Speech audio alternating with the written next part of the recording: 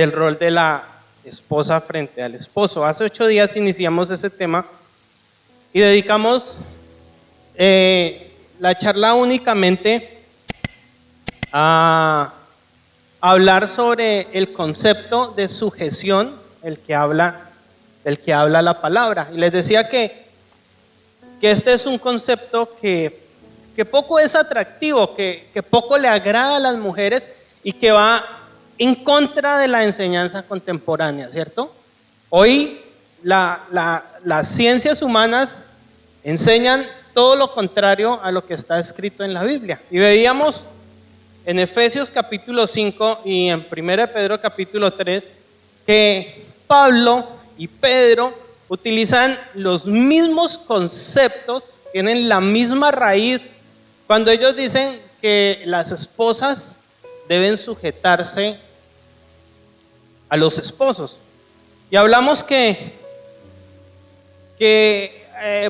hay un modelo de esa sujeción en la palabra. Uno está en Efesios capítulo 5 y dice que así como la iglesia se sujeta a Cristo, las esposas deben sujetarse a sus maridos. Y en Pedro está el ejemplo de Sara. Y dice, como Sara se sujetaba a Abraham llamándolo Señor. Y veíamos que la sujeción no es una sujeción obligada. Yo les hacía una explicación acerca de la conjugación de los verbos en el griego de la palabra sujeción.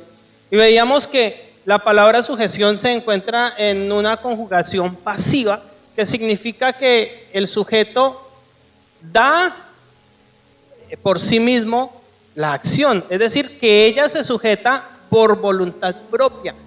El esposo no la obliga a sujetarse, ni hay nada que la obligue a sujetarse, sino que ella se sujeta por voluntad propia. Así como se casa por voluntad propia, nadie la obliga, según el orden bíblico, se sujeta por voluntad propia. Y les decía, este no es un argumento lógico, pero sí es un argumento teológico. Y es la enseñanza de la Biblia. Y concluíamos hace 8 días diciendo que para quienes tienen a Cristo en su corazón, para quienes se sujetan al Señor, entonces les es muy fácil sujetarse a sus esposos. Y el pasaje decía que se sujeten a sus esposos así como al Señor.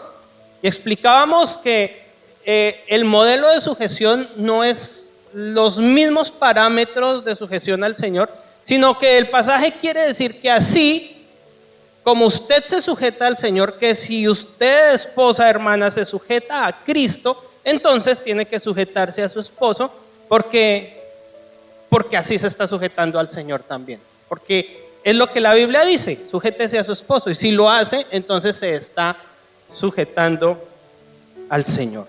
Hoy vamos a hablar de la segunda norma de las esposas, de la segunda norma en ese rol de esposas frente a los esposos, y es el amor condicional. Y yo quiero invitarle a que abramos en el libro de Tito, por favor.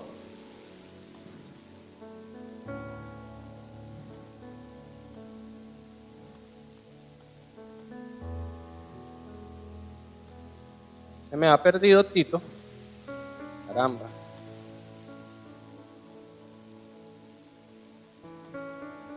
Tito capítulo 2.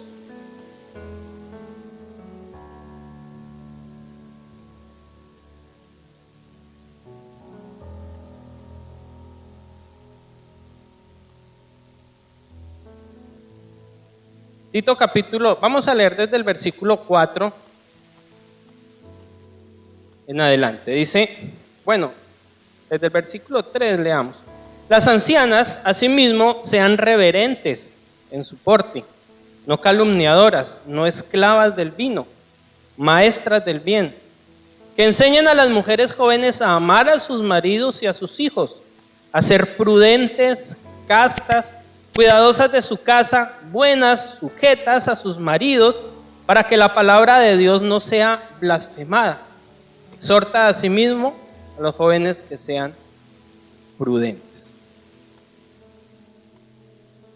Tito dedica unos cuantos versículos de este capítulo 2. Y el capítulo 2 está hablando de la enseñanza de la sana doctrina. Y dedica este par de versículos para hablar puntualmente del comportamiento de la esposa frente a su esposo y en el hogar. Y me llama mucho la atención porque como cuando hablamos de la doctrina sana, de la doctrina verdadera, pensamos entonces únicamente en aquellos principios teológicos sobre la salvación, sobre la forma correcta del dar, sobre los sacramentos en la iglesia y este tipo de cosas. Pero no se nos pasa por la cabeza que cuando se habla de la sana doctrina, Daniel, ¿puede bajarle un poquito a este micrófono?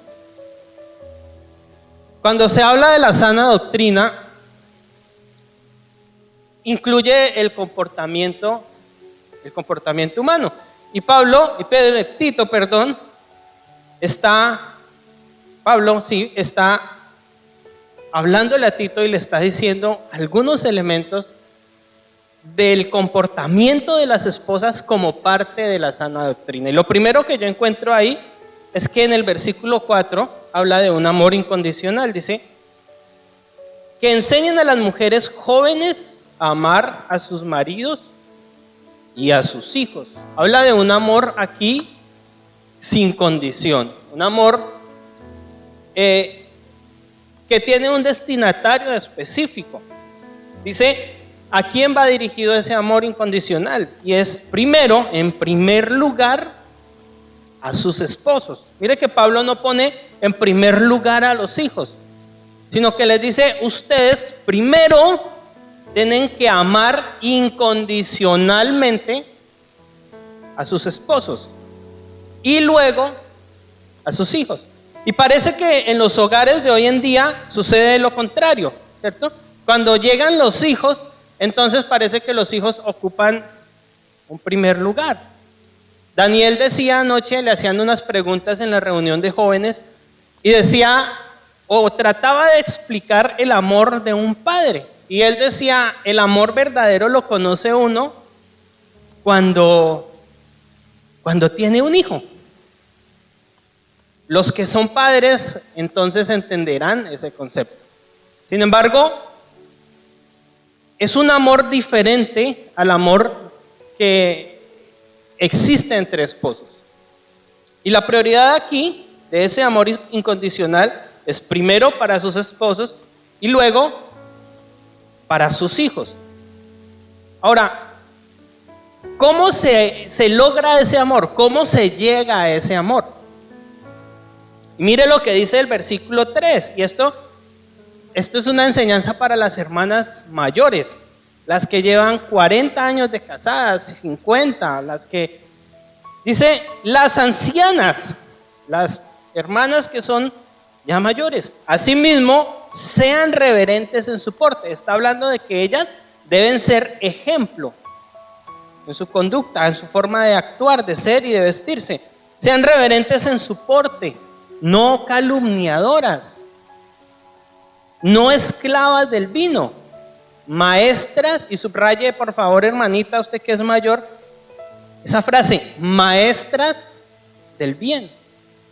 Y sucedía que en esta iglesia habían algunas ancianas que no tenían unas conductas muy cristianas. Y por eso Pablo le dice, mire, ojo, Tito, que ahí hay algunas que son irreverentes en su porte, no se están vistiendo y no están luciendo como deben. Ahora son chismosas, son calumniadoras. Y lo que es peor, les gusta el vino. Y Pablo le dice, enséñeles que sean maestras del bien. Ahora mire este versículo. Dice, que enseñen a las mujeres jóvenes. Aquí hay un ministerio. Y yo lo he llamado el ministerio de las hermanas adultas. Que enseñen a las mujeres jóvenes a amar a sus maridos primero y luego a sus hijos. Y esto es complejo, es complicado. Porque la enseñanza del amor por el prójimo, en este caso el esposo, tiene que ser una enseñanza práctica. Entonces, hay una hermana y yo le voy a pedir permiso al hermano Silva porque tengo confianza con él y porque hemos hablado de estos pasajes. Y pensaba en ellos. El hermano Silva a veces va a mi casa a tomar tinto. Él llega en cualquier momento y a nosotros nos encanta que él vaya a la casa. Él llega en cualquier momento y se sienta a tomar tinto y empieza a hablar con nosotros y nos da consejos, nos cuenta sus historias y nos da muchos consejos bonitos, edificativos. Y pensaba en esto, pensaba en la hermana Flor, quizá buscando a mi esposa diciéndole: venga, le voy a enseñar cómo es que usted tiene que amar a su esposo. Eso es lo que el pasaje está diciendo. Mija, mire, usted debe hacer esto, debe orar por él de esta manera. Mire lo que dice la palabra, mija, hágalo de esta forma. Esa es la enseñanza bíblica. El amor por el esposo hay que aprenderlo. Y entonces yo llegaba a la conclusión después de estudiar esto que cuando las mujeres se casan, naturalmente cuando los hombres se casan, no hay un amor desarrollado. Y ese amor se desarrolla una vez empiezan a convivir. Y aquí es clave la intervención de esas mujeres que son sabias. Y Pablo le dice a Timoteo: ojo, que sean maestras del bien y no que sean calumniadoras.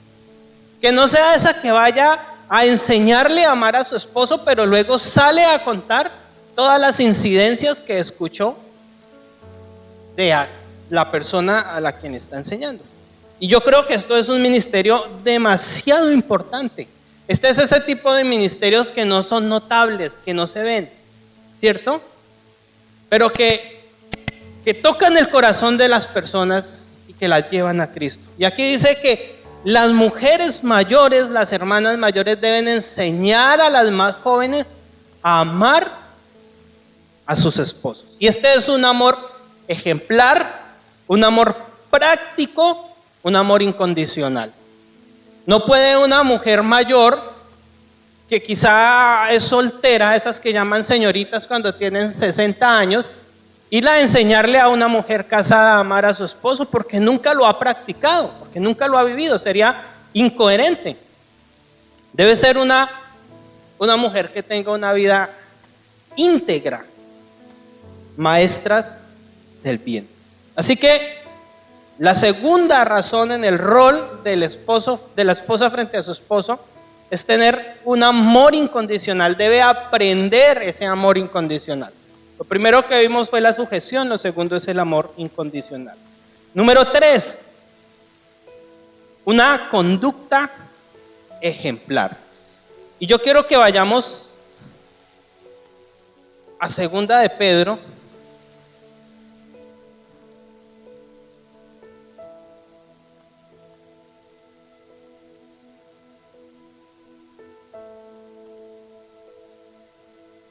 Primera de Pedro 3, el versículo 2. Primera de Pedro. No sé por qué tengo segunda acá. Primera de Pedro capítulo 3, el versículo 2. Dice, este pasaje que fue con el que empezamos a estudiar hace 8 días, habla particularmente de la esposa. Y dice el versículo 2, considerando vuestra conducta, y subraya esas dos palabras, casta y respetuosa. El versículo 1 dice que las mujeres deben estar sujetas a sus esposos para ser ejemplo de evangelismo. Pero el versículo 2, y ya vamos a ver por qué deben hacerlo, dice que deben tener una conducta casta y respetuosa. La palabra casto viene del griego sagnos, que significa puro de toda falta. Muy alto el nivel. Uy, Juan David, usted está diciendo cosas imposibles. Puro de toda falta. Mire esto, este otro significado: inmaculado, limpio, puro de carnalidad, modesto. Eso significa casto. Y Pedro está diciendo, hermanitas, esposas, ustedes deben ser íntegras, deben ser limpias, deben ser puras en todo el sentido de la palabra. Y luego habla del respeto, una conducta, la forma de vivir, de actuar, debe ser casta. Y segundo, respetuosa. Y respeto es febeo, que significa amor reverencial. En Efesios capítulo 5, que es el otro pasaje que hemos estudiado, el versículo 33, Pablo termina diciendo: por lo demás, hermanos, por lo demás, cada uno de vosotros, le dice a los esposos, ame también a su mujer, como a sí mismo.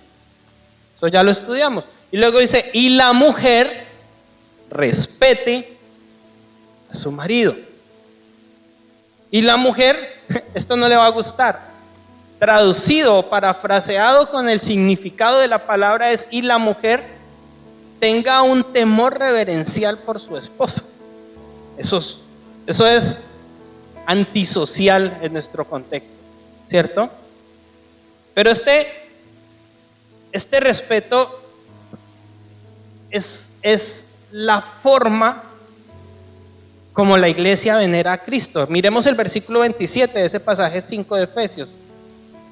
Dice el 27: para santificarla, habiéndola purificado en el lavamiento del agua por la palabra, a fin de presentársela a sí misma una iglesia gloriosa. Mire esto: que no tuviese mancha, ni arruga, ni cosa semejante, sino que fuese santa y sin mancha. Detrás de esta condición, está la función de la cabeza del esposo. Acuérdese que vimos que hay una función espiritual, y es la responsabilidad que tiene el esposo de la salvación de su esposa. Así como Cristo murió por la iglesia, Él debe esforzarse, eso ya lo estudiamos, por llevarla y presentarla pura y sin mancha delante de Dios. Y luego estamos hablando de que la esposa debe tener una conducta casta y respetuosa. Pero si usted es un esposo que no hace nada, que no cumple sus funciones, que no hace nada por el beneficio espiritual de su esposa, en calidad, en ejemplo, entonces no espere respeto de esta manera, porque es como al Señor. Y estas dos conductas igualmente deben ser aprendidas. Volvamos al pasaje de Tito. No sé por qué se me está perdiendo Tito en esta Biblia. Caramba.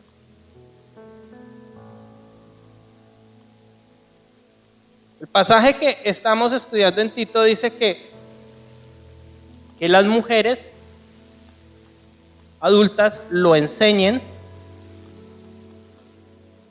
a las mujeres jóvenes. Tengo vergüenza porque no encuentro Tito.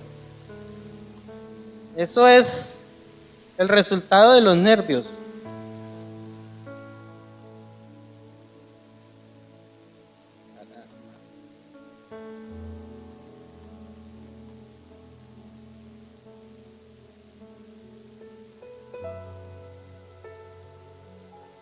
Bueno, se acaba de perder Tito de mi Biblia, no lo encontré. Y sí, pero no lo encuentro.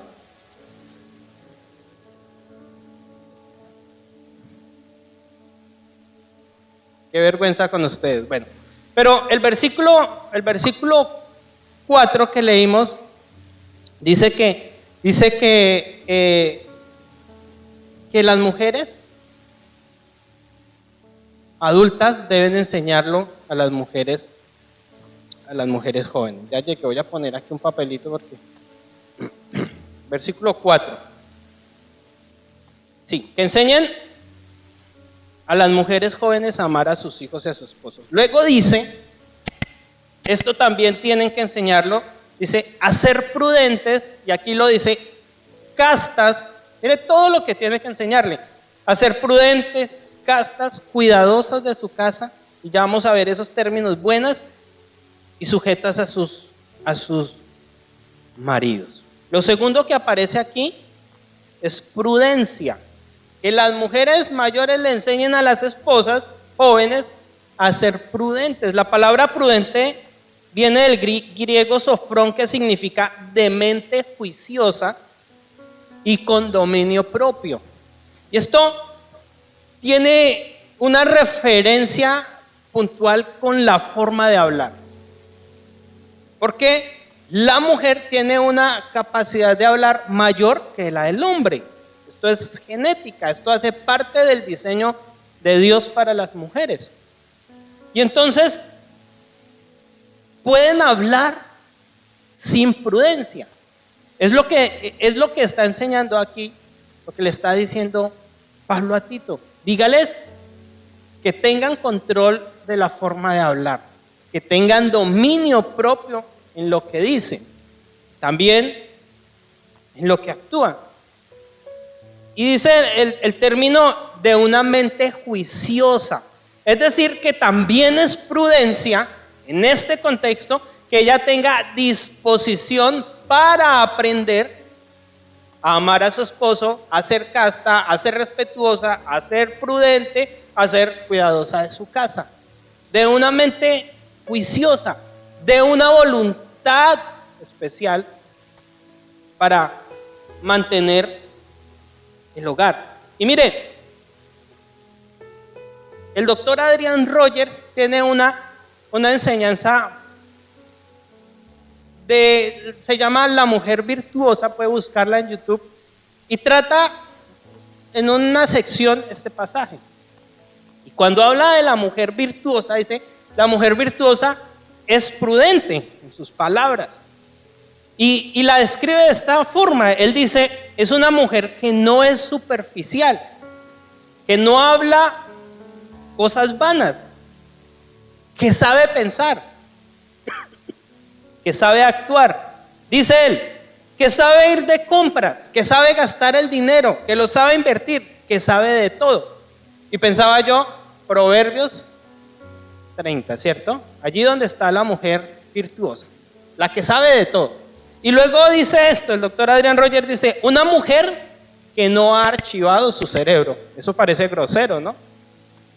Pero dicho de tal eminencia, entonces yo no lo entiendo grosero, sino entiendo la importancia o el significado de la prudencia en la mujer.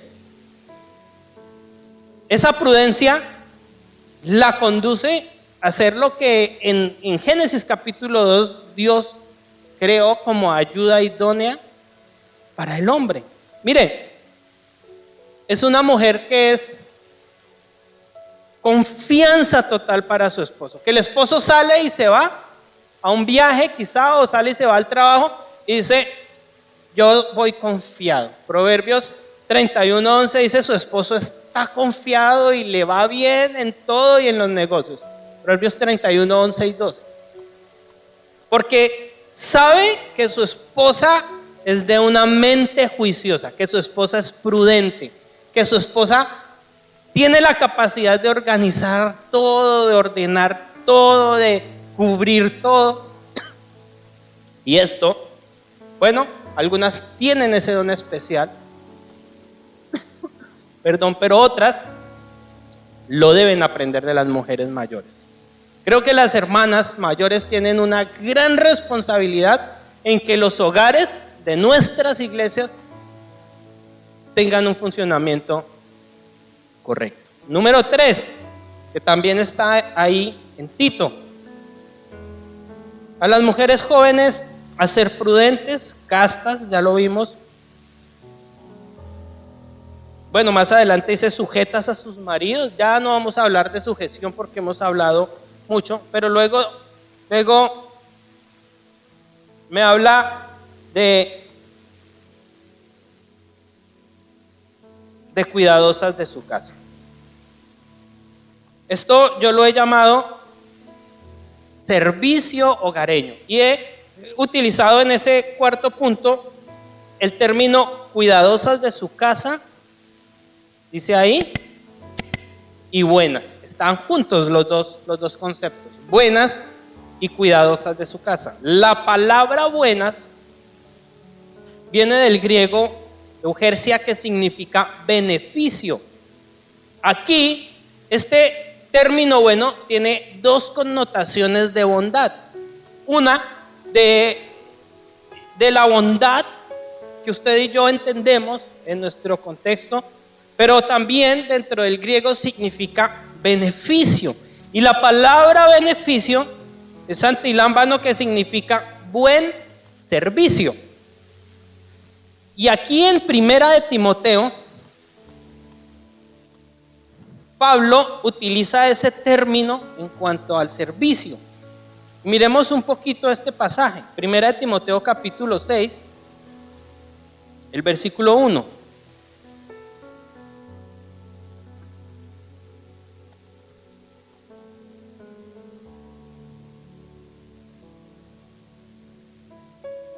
Mire, todos los que están bajo el yugo de esclavitud tengan a sus amos por dignos de todo amor, para que no sea blasfemado el nombre de Dios y la doctrina. Mire esto. Y los que tienen amos creyentes, le está hablando a los esclavos de la época. Los que tienen amos creyentes, no los tengan en menos por ser hermanos, sino sírvanles mejor, por cuanto son creyentes amados y que se benefician de su buen servicio. Esa es la explicación de la palabra servicio. Entonces usted me va a decir, yo no voy a ser esclava de mi esposo. Pues yo le voy a decir, no señora, usted no va a ser esclava de su esposo. Eso es antibíblico, porque la sujeción no es una sujeción esclavizante, sino una sujeción voluntaria. Y todo lo que usted hace en el hogar es voluntario, no obligado. Pero Tito dice acá, deben ser buenas. Es decir, deben tener una bondad reflejada en el buen servicio. Y yo pensaba, esto nuevamente va en contra de lo que nos enseñan hoy en día. Anoche hablábamos con mi esposa sobre esto y ella me decía, amor, ella es psicóloga y me decía, amor, eso no se lo enseña, no lo puede enseñar uno en la psicología, porque yo no puedo ir a decirle dentro de lo técnico de la psicología que sea servil en el hogar. Eso va en contra de los principios. Este servicio se refiere a un servicio hogareño. Y repito, ellas no son esclavas, tienen un servicio bondadoso, pero él, acuérdese, hermanos, él es un líder de servicio. Y les decía yo, él es el que va y compra el pan, él es el que hace los mandados, eso le toca a él en cierta forma. Y ella mientras tanto está quizá barriendo, trapeando, organizando la casa, aunque él, que es un líder de servicio, tiene la obligación de ayudar en los oficios de la casa. Es nuestra obligación, porque no nos casamos con una esclava, nos casamos con una esposa. Es un concepto diferente. Y aunque ella tenga la obligación de ser bondadosa en cuanto al servicio hogareño, no quiere decir que usted no se pueda untar. Ayer vi algo que jamás pensé que iría a ver. Y entonces salimos de aquí del ensayo y entré allá al apartamento y estaba Daniel con su hija en el lavadero a punto de bañarla. Entonces yo miré ese cuadro y me pareció extraño. Nunca me imaginé a mi hermano, que es como fuerte, en ese cuadro. Y luego me le acerqué y me dijo, ¿será que me puede hacer un favor? Yo le dije, claro. Me dijo, vaya, cómpreme unos pañitos húmedos y un yogur para la niña mientras yo la baño. Yo lo miré, le dije, ¿dónde está la mamá? Dijo, no, está trabajando. Yo bueno, fui y le hice el favor. Cuando llegué con el favor, ya la había bañado, le había puesto un vestido bonito y la tenía sobre la cama y la estaba peinando. Y la peinó así de medio lado, la peinó con un cepillo y luego cogió una florecita, una villa y se la puso en la cabeza y le echó loción. Y yo miraba eso y me sorprendía en gran manera. Nunca me imaginé ver a Daniel en eso. Mi mamá me decía, ¿usted se imagina haciendo eso? Yo le decía, no, porque a mí no me gustan los niños. Pero me pareció hermoso lo que él hacía y pensaba en este pasaje. Él es un líder de servicio. Él tiene que ayudar. Y aunque ella tenga la función hogareña de la bondad, de servir con bondad, él también debe ayudarlo. Pero, mire, el servicio es necesario en el hogar. El orden bíblico es que ella debe estar en el hogar. Y ya les voy a explicar algunas cosas sobre eso.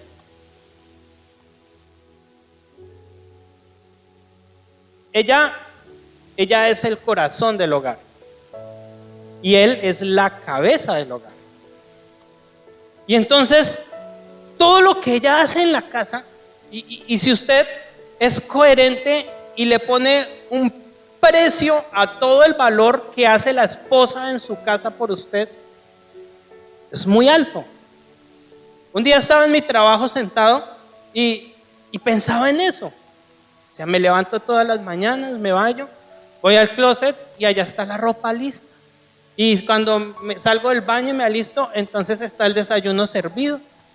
Y me voy a trabajar y cuando llego, está el almuerzo listo, está la casa organizada, está arreglada.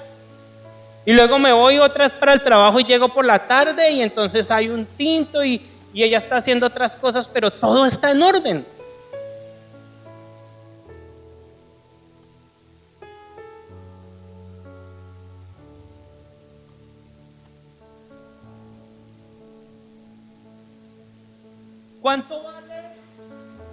¿Cuánto vale ese servicio? ¿Cierto?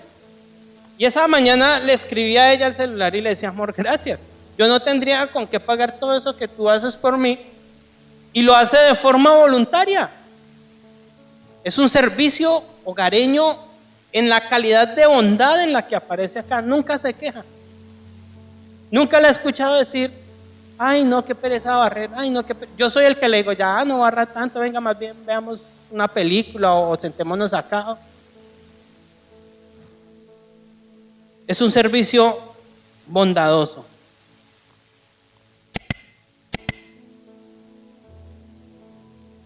Número 2, cuidadosa de su casa. Estamos hablando del servicio hogareño, cuidadosas de su casa. La palabra cuidadosas o la frase cuidadosas de su casa, en el griego se escribe sola palabra. El griego, hablamos del griego porque es el idioma en que se escribió el Nuevo Testamento. Y el diccionario bíblico de griego aparece cuidadosas de su casa. Esa frase que nosotros construimos con 4 palabras, en el griego aparece como una sola palabra, oikourgo se llama, o se dice, que significa trabajadoras en la casa y hacendosas. Eso significa cuidadosas de la casa. Y Pablo le dice a Timoteo, mire, vaya, dígale a las hermanas mayores que ya han vivido, que aman a sus esposos,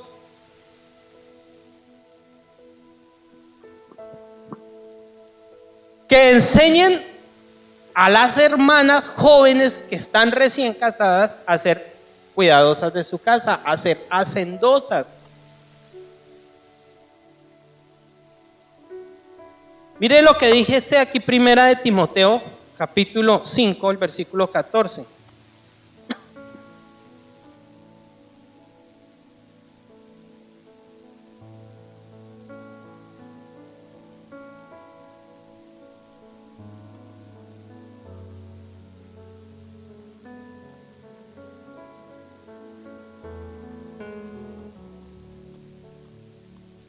Primera de Timoteo capítulo 5, el versículo 14.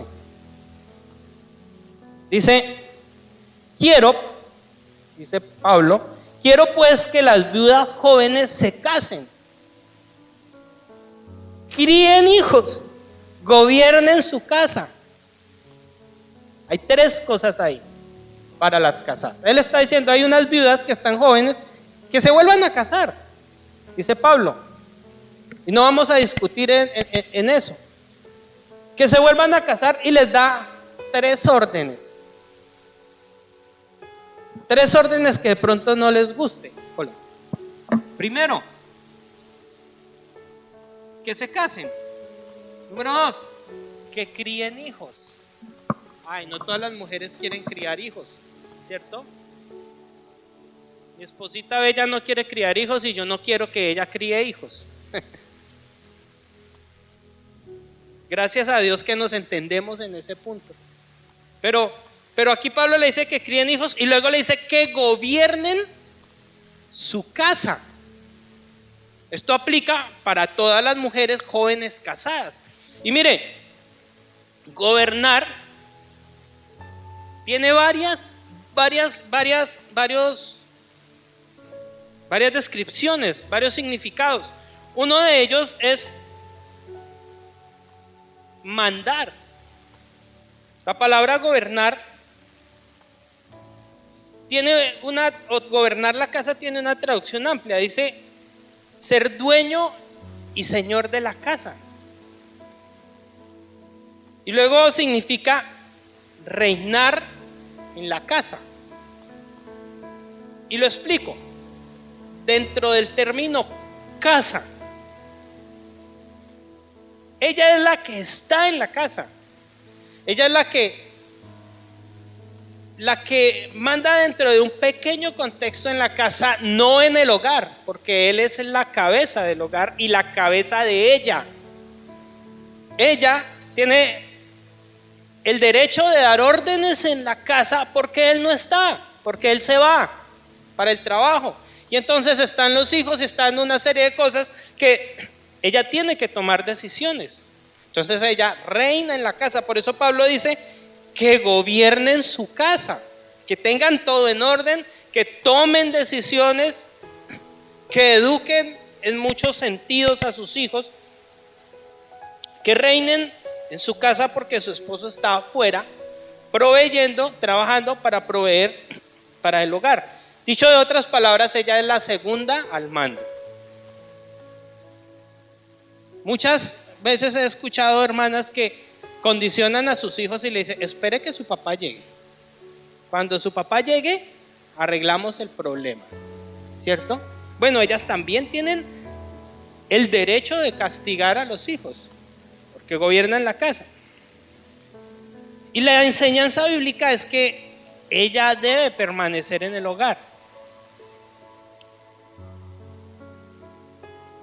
Adrian Rogers le hacen una pregunta y dice, bueno, estamos en un medio social donde las mujeres deben trabajar, entonces no es bueno que la mujer trabaje, y quizás eso es algo que usted está preguntándose ahí. Bueno, la enseñanza bíblica, dice el doctor Adrian Rogers, es que si trabajar fuera de la casa no incide en nada, en alterar el buen funcionamiento del hogar, hágalo. Y yo pensaba esto es un criterio mío. Si tiene hijos en la época clave de la crianza, estamos hablando de un hogar bien constituido en el que hay un padre y una madre, porque si esta madre es cabeza del hogar, las cosas cambian, padre cabeza de familia. Pero si tiene hijos en la época clave de la crianza, la mamá tiene que estar ahí. La mamá tiene que ver crecer a sus hijos.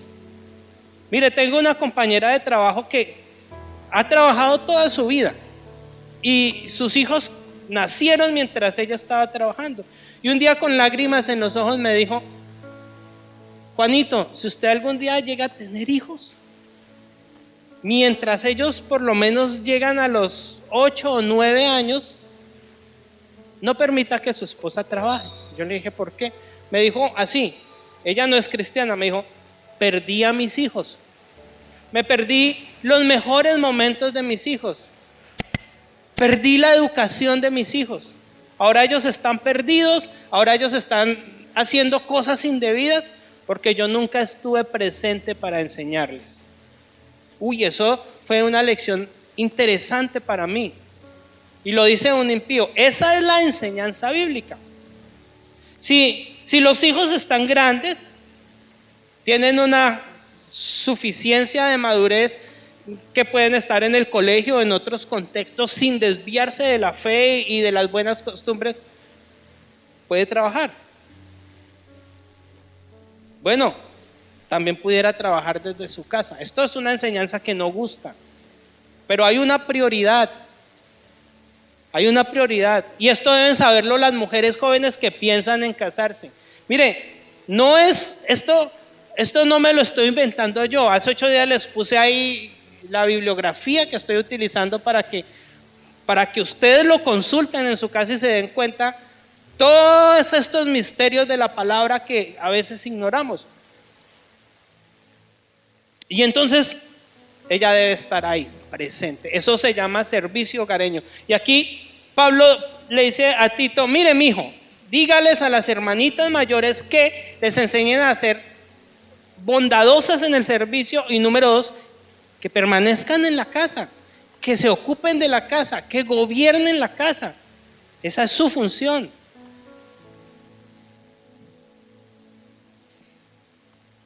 Bueno, me faltan otros puntos, no los alcanzamos a compartir. El siguiente punto es belleza verdadera. La belleza es una cualidad particular de la mujer que conquista el corazón del hombre. A los hombres nos entra por los ojos.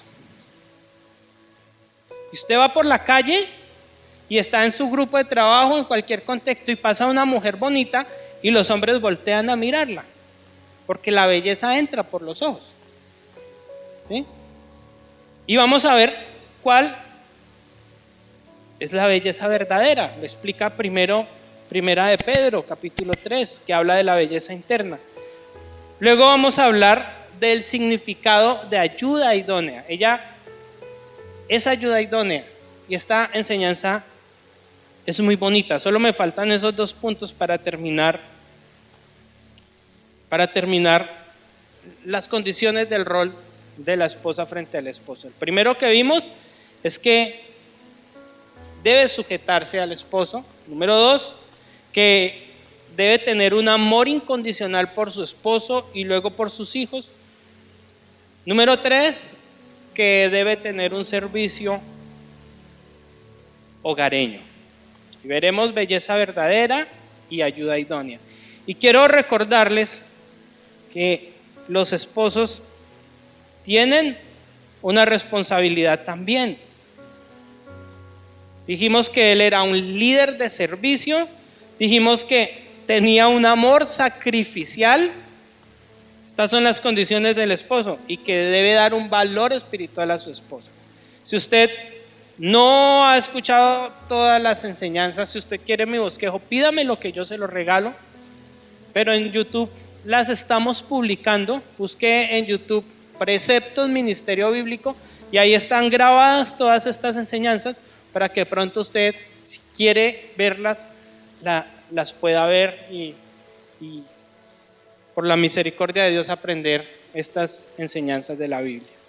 Señor, te damos muchísimas gracias en esta mañana por tu palabra.